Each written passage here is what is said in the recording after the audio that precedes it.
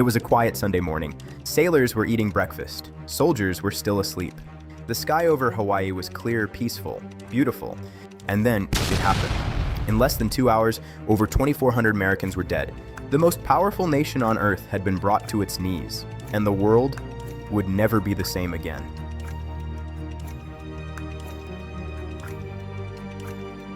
To understand December 7th, 1941, we must go back further. To the east, Europe was already burning. Adolf Hitler's Nazi Germany had swept across France, Poland, and most of Europe. Britain stood alone, battered but unbroken. The Soviet Union was under brutal German assault. But America watched from a distance.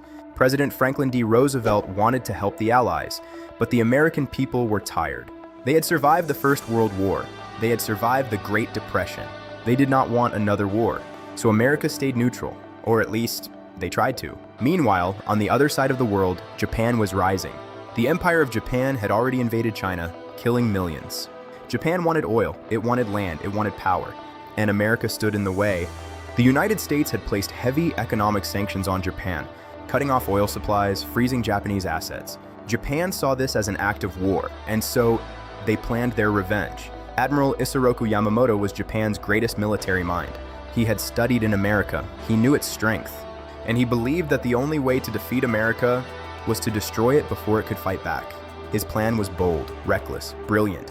A surprise attack on the American naval base at Pearl Harbor, Hawaii. 6 aircraft carriers, 353 warplanes, all aimed at one target, the U.S. Pacific Fleet. The operation was named Operation Z. For months, Japanese pilots trained in secret. They studied maps of Pearl Harbor. They practiced low-altitude torpedo attacks. They were ready to die for their emperor. They were ready to sacrifice everything. The attack was scheduled for a very specific time. It was meticulously planned. The clock was ticking. Sunday, December 7th, 1941, 7:55 a.m. Why Sunday? It's a question that still haunts history. Why that specific day? Because American soldiers rested on Sundays. The harbor would be full. The guard would be down. It was the perfect moment to strike, a time of total vulnerability. Pearl Harbor, Hawaii, 3:42 a.m. A U.S. Navy patrol ship spotted something in the water.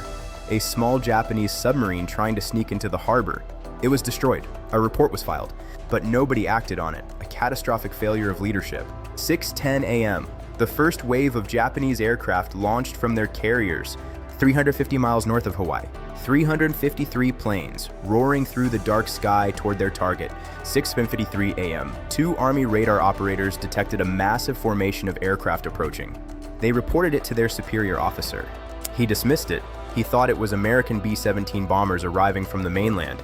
Nobody raised the alarm. The silence was deafening and fatal. 7:55 a.m. The sky over Pearl Harbor turned black. The first bombs fell on the airfields. American planes were destroyed before they could even take off. Then came the torpedoes, deadly, precise, and devastating, slamming into battleships moored side by side in Battleship Row. The USS Arizona was hit by a bomb that pierced straight into its ammunition magazine. The explosion was so massive, it could be seen from miles away. 1,177 sailors died in an instant, a tragic loss of life that would never be forgotten. The USS Oklahoma capsized, trapping hundreds of men inside. Sailors pounded on the steel walls from within, desperately hoping someone would hear them. In just 90 minutes, a lifetime of tragedy unfolded in Hawaii. 18 ships had been sunk or damaged. 188 aircraft were reduced to smoking ruins. A devastating blow to American air power. 403 Americans killed, 178 wounded. It was the single worst military disaster in American history, a day of infamy. The news spread across America like wildfire. Families huddled around their radios.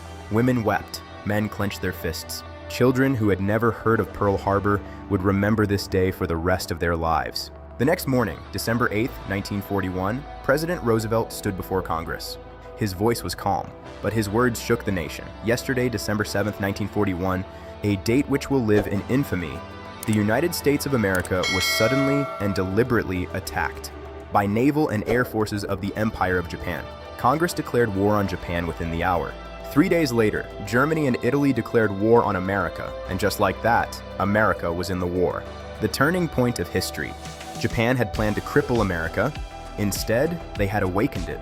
American factories shifted overnight to war production. Women entered the workforce by the millions, building planes, tanks, and ships. 16 million Americans would eventually serve in the military. The sleeping giant had woken up. 4 years later, Nazi Germany would fall. Japan would surrender after the atomic bombings of Hiroshima and Nagasaki. The war was over. But Pearl Harbor was the spark. That quiet Sunday morning, when the bombs fell and the world changed, was the moment America stepped onto the world stage, not just as a nation, but as a global superpower. Today, the USS Arizona still lies at the bottom of Pearl Harbor. Oil still leaks from its hull, drop by drop, every single day. They call it the Tears of the Arizona, a reminder that history is not just dates and battles. It is people. It is sacrifice. It is a morning that changed everything. December 7th, 1941, the day America entered World War II.